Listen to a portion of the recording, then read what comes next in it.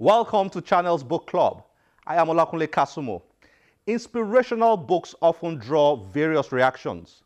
While some are skeptical about how realistic or otherwise they tend to be, many others find encouragement and motivation from them. Victoria Abraham is one writer who is entirely focused on producing inspirational books because of a compelling desire to see people become the best they can be. She is the author of A Tiny Big First Step, which is a book that addresses the challenge of procrastination, and this other book titled 100 Life's Little Lessons, which is described as a manual that provides useful tips for navigating through life. Victoria recently played host to a book reading event focused on those two books at Terra Culture. We'll show you clips from that event in a subsequent episode, but prior to the event, I got her to sit with me to discuss her writing and inspiring books. Victoria, yes, nice to have you on pleasure, the Channel's Book Club. Pleasure. And congrats on your... How many books have you written? 5. 5 Yes, books. just 5 for now. 5 books? Yes. I mean, 5 is a lot of books to write. No, people have done 100. What was the time span for... How long did it take you to write the 5 books? How many years? 2011 to 2015, so 5 years. So you've written a book a year, effectively? Yes, but last year I actually wrote 4 last year. Oh, 4. And published 4 2. of the... You wrote 4 of the 5. No. I wrote 1 per year from 2011 till about 2014. And then in 2015, I wrote 2. Well, so... Tell me about that. What's driving you to write so much? I think the love and the passion, you know, and just so much on the inside of me that I need the world to have a glimpse into. Okay. Yeah. Now, there are a lot of people who, they just don't have any patience for inspirational books at all. Most of your books are inspirational. Yes, they are. In nature. Yes. Some people just don't have any time for inspirational books. They don't believe in inspirational books at all. They're very critical of inspirational books. You write inspirational books. What's your take on that? What's the take? Well, life itself is all about inspiration. You get inspired by God, you get inspired by nature, you get inspired by your experiences. Everything can inspire you. So for me, that is the motivation for writing inspirational books. And I just like people to see the nice side of life.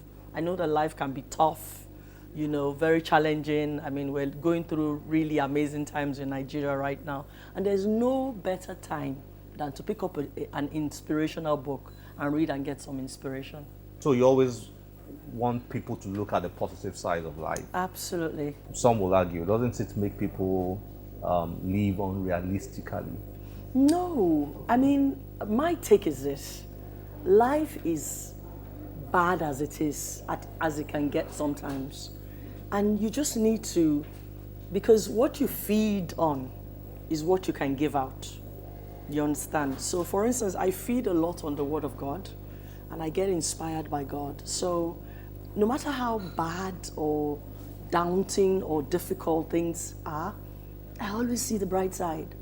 You know, I never get down. You never get down. No, I get down, don't get me wrong, but not for long, because I will immediately pick up myself, dust myself, and just move on. You get down, but you don't stay down. No, I never stay down. You bounce back up right again. Back up again, every time. Interesting.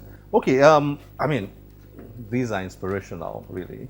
Let me read from The Tiny Big First Step. Okay. Interesting title. Yes. The Tiny Big... A lot of story went into that title, I must tell you, maybe for another day. Okay. The Tiny Big First Step. For years, I knew I was born to fulfill a great destiny, but for one reason or the other, this never came to pass because of the thief called procrastination. Very, very big thief. Procrastination has stolen a lot of destinies, a lot from people. A lot of fulfillment, a lot of successes that could have been recorded. But you know how it is. You plan to wake up for maybe 5 a.m. and you end up waking up for 6 a.m.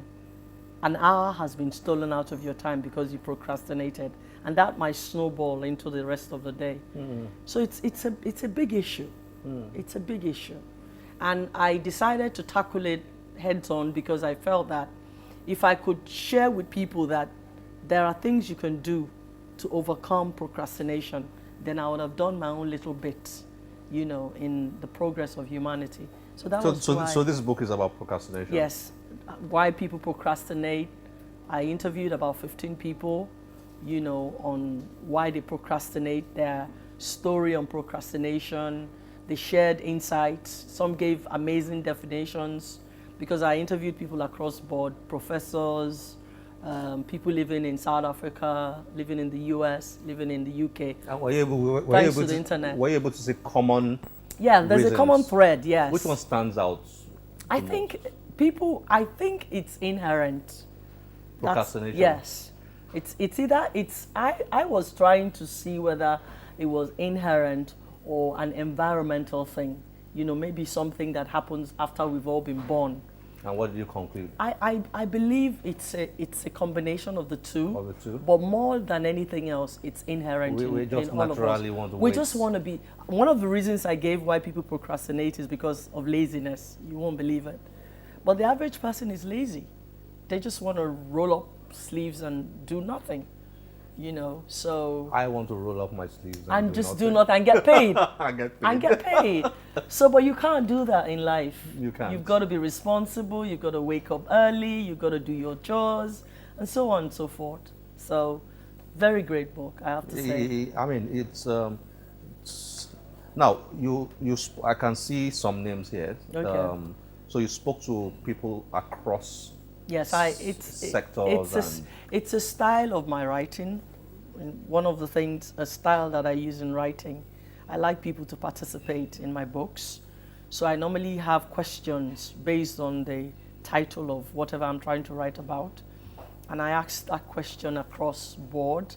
I ask maybe like 10, 15, 20 people the same set of questions so that I can get a better patterns. Yeah, patterns and general overview of what I'm trying to discuss.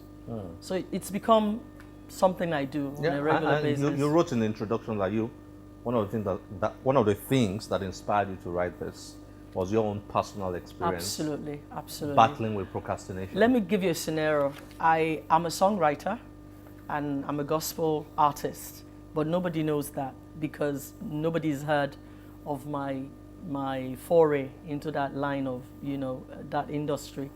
But I've actually written like 40 songs. 40 songs? Yes. And it's Where never. are they? I'm working on them now to record them.